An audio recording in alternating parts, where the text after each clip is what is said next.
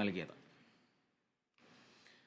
അതേസമയം പണിമുടക്ക് സർവീസിനെ ബാധിച്ചിട്ടില്ല എന്ന് തന്നെ വ്യക്തമാകുന്നു നമ്മൾ കണ്ട ദൃശ്യങ്ങളിൽ നിന്ന്. KSRTCയിലെ ഭൂരിഭാഗം ജീവനക്കാരുടെ മനസ്സും സമരത്തിനൊപ്പമാണെന്നും സമരം തകർക്കാൻ CITU ശ്രമിക്കുകയാണെന്നും TDF നേതാക്കൾ പറഞ്ഞു. എന്നാൽ മെമ്മോറാണ്ടം ഇറക്കുന്നത് മുൻപിൽ കണ്ടുള്ള പ്രഹസനമാണ് സമരമെന്ന് CITU നേതൃത്വവും പ്രതികരിച്ചു. കോഴിക്കോട് നിന്ന് റിയാസ് KMR തയ്യാറാക്കിയ റിപ്പോർട്ട്. KSRTCയിലെ ഒരു വിഭാഗം ജീവനക്കാർ നടത്തുന്ന പണിമുടക്ക് ആരംഭിച്ചിരിക്കുകയാണ്. പണിമുടക്ക് പൂർണ്ണമല്ല എന്ന് പറയാം. കാരണം KSRTC സർവീസ് നടത്തുന്നുണ്ട്.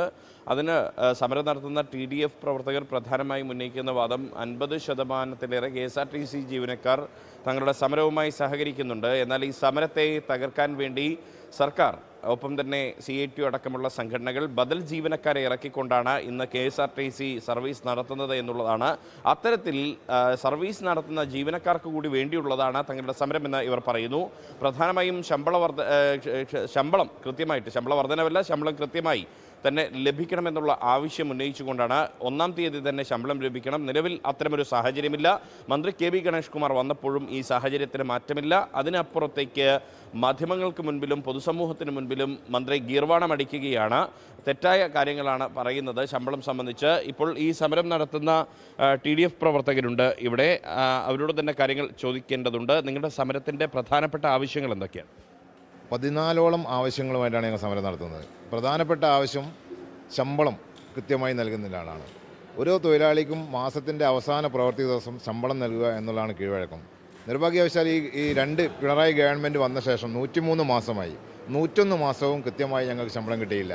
ആദ്യം 5-ാം തീയതിയാക്കി, പിന്നെ 10-ാം തീയതിയാക്കി, 15ആക്കി, 2 ഇൻസ്റ്റാൾമെൻ്റായി 2 തവണകളായി ശമ്പളം തരുന്ന രീതിയാണ്. അത് അവസാനിപ്പിക്കാൻ വേണ്ടിയാണ് പ്രധാനപ്പെട്ട ഈ സമരത്തിൻ്റെ മുഖ്യ അജണ്ട. അതാണ്. രണ്ടാമത്, റിട്ടയർ ചെയ്ത ജീവനക്കാർക്ക് 2 മാസത്തോളമായി പെൻഷൻ കൊടുത്തിട്ടില്ല. രോഗം മൂലം ദുരിതമനുഭവിക്കുന്ന റിട്ടയർ ചെയ്ത ജീവനക്കാരായ ഞങ്ങളുടെ പിതാക്കന്മാർ, മക്കൾ, കുടുംബാംഗങ്ങൾക്കൊക്കെ ഉള്ള പ്രയാസമുണ്ട്. 34% DA കുടിശ്ശിക കിടക്കുകയാണ്. ഈ DA കുടിശ്ശിക തന്നിട്ടില്ല. ഇത്തരം ഒട്ടനവധി സ്വിഫ്റ്റ് കമ്പനി നിർത്തലാക്കണം, KSRTCയെ പുനരുജ്ജീവിപ്പിക്കണം, പുതിയ ബസ്സുകൾ വാങ്ങണം തുടങ്ങിയ ഒട്ടനവധി കാര്യങ്ങളുണ്ട്. അതിൽ പ്രധാനപ്പെട്ട 14 കാര്യങ്ങൾ വെച്ചിട്ടാണ് ഈ സമരവുമായി ഞങ്ങൾ മുന്നോട്ട് പോകുന്നത്. ഈ ശമ്പളം 1-ാം തീയതി തന്നെ ശമ്പളം തരാനുള്ള സംവിധാനം ഉണ്ടാക്കും, അല്ലെങ്കിൽ 1-ാം തീയതി തന്നെ ശമ്പളം തരും എന്ന് മന്ത്രി പറഞ്ഞിട്ടുണ്ടല്ലോ. അത് പ്രസ്താവനകൾ കൊണ്ട് ഞങ്ങളുടെ കുടുംബം പോറ്റാൻ കഴിയില്ല എന്നുള്ളതാണ് ഞങ്ങൾക്ക് ഈ ജീവിതത്തിൽ മനസ്സിലാവുന്നത്.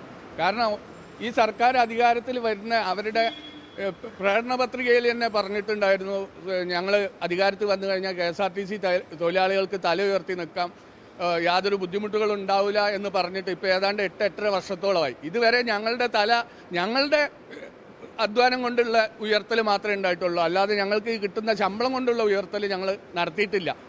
തീർച്ചയായും ഇവർ പറയുന്നത് നമ്മൾ പ്രത്യക്ഷത്തിൽ ഈ സമരവുമായി ബന്ധപ്പെട്ട് ഇവിടെ ബസ്സുകൾ സർവീസ് നടത്തുന്ന ഒരു സാഹചര്യം കാണുന്നുണ്ടെങ്കിലും പക്ഷേ സമരത്തിലെ ഭൂരിഭാഗം ജീവനക്കാരും ഈ TDFൻ്റെ സമരത്തിനോടൊപ്പം എന്ന് പറയുന്നു. ഇപ്പോൾ നമുക്ക് ഈ ദൃശ്യങ്ങളിൽ നിന്നും ഇവിടെ CITU പ്രവർത്തകരെ കാണാം. ഒപ്പം തന്നെ മറ്റ് പോലീസ് അടക്കമുള്ള സംവിധാനങ്ങളെയൊക്കെ നമുക്ക് കാണാം.